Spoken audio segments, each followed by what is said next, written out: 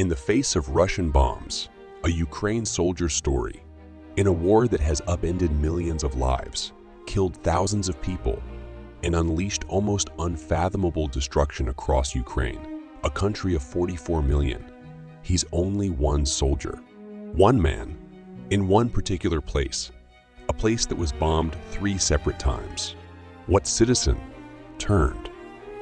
Soldier Oleg Suparika experienced this month as he stood guard over the regional administration building in the northeast city of Kharkiv is extraordinary, yet in the surreal context of this war, almost banal, with Russian troops training battlefield weaponry on cities and towns across Ukraine. Combatants and non-combatants alike have found themselves enduring close-range encounters, with heavy armaments designed to pulverize military targets and level large infrastructure. Some people survive, many do not. We want to defend our country after each explosion, said Suparika, 53, who worked as a portrait photographer before the war. The portrait he sees daily now is the face of a beloved city disfigured.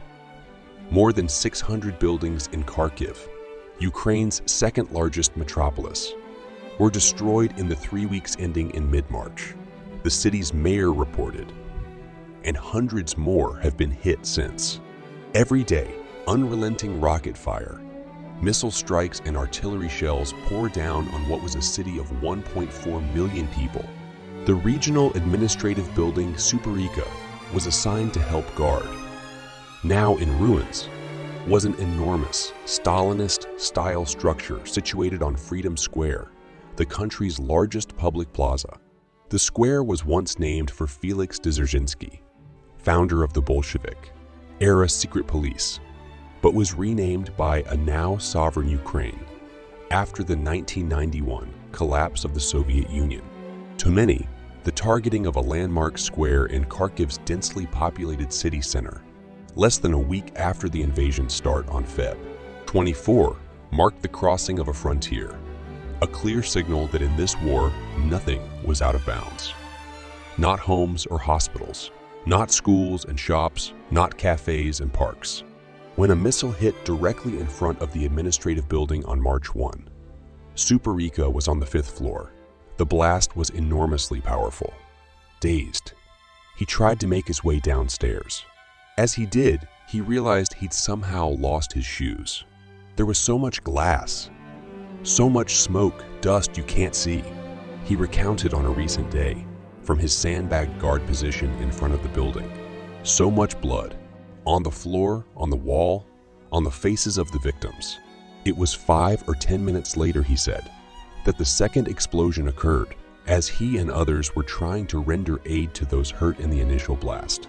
Civilians and soldiers joined in the effort, he said, even knowing that yet another explosion might strike at any moment. I was helping victims down the stairs and into the backyard and into the ambulances, he said. People were helping the wounded, taking out the dead, gathering their belongings. Weeks later, the building's entire interior still looks like a shaken-up snow globe.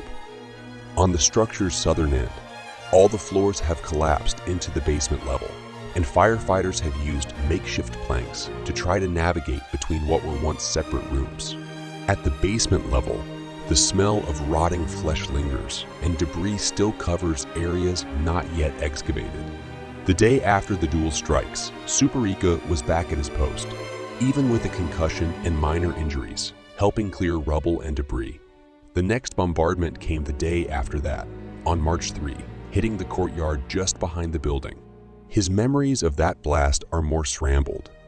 At some point afterward, he came to himself and realized he was clutching a piece of paper in his hand, but couldn't remember where he'd been and what he was doing just beforehand. I didn't understand why I was holding this paper, he said. Later, my friend told me I was with him in the moment the explosion hit. One thing he remembers is not being scared. He says he's still not. I feel anger, he said. Everyone who was alive and everyone who was wounded felt the same anger and determination to protect their Ukraine. There was no fear.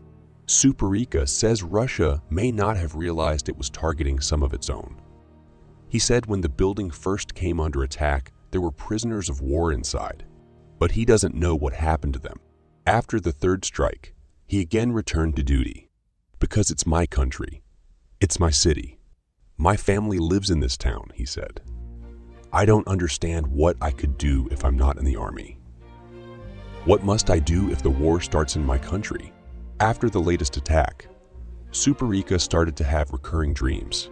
At night when I'm sleeping, I can see it again, he said. In the building's courtyard, where the third blast hit, there was still a large crater, but debris had been bulldozed aside into neat piles. He didn't know how this war would end, but Suparica said he believed his compatriots had already showed the world their courage. We have not had a war for a long time. We are a peaceful country, he said. But if someone attacks us, as recent events show, we unite and fight back.